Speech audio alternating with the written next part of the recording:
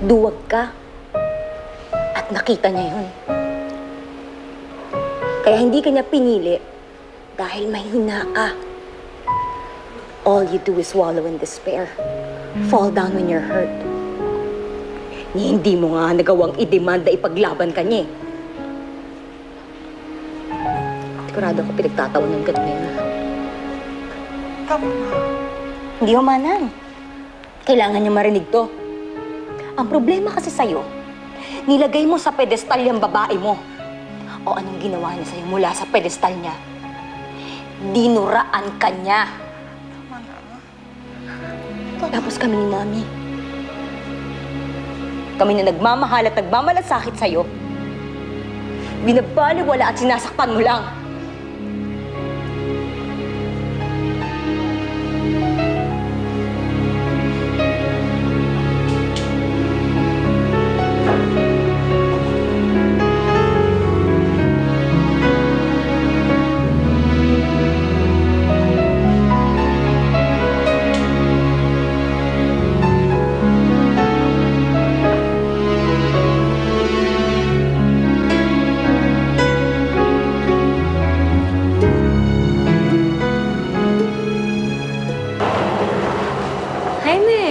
Hi. Oh, mukhang pagod na pagod ka. Apat ang meeting ko maghapon. Tapos sumakit pa yung ulo ko dun sa huli. Ang hirap kausap ng mga hapon. Willing nga sila mag-invest. Kaso ang dami namang kondisyon. Siguro hindi ka pa kumakain. Paghain mo na kita. Hindi na. Marami na ako nakain sushi. Tsaka sashimi. Sure ka? Masahe na lang. Sige.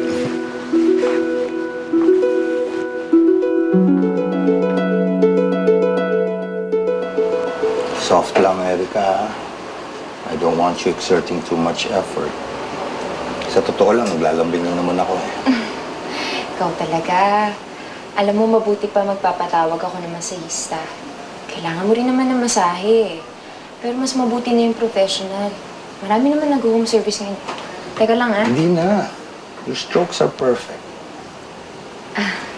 Kuha rin kita ng tsaa. Nakaka-relax din yun.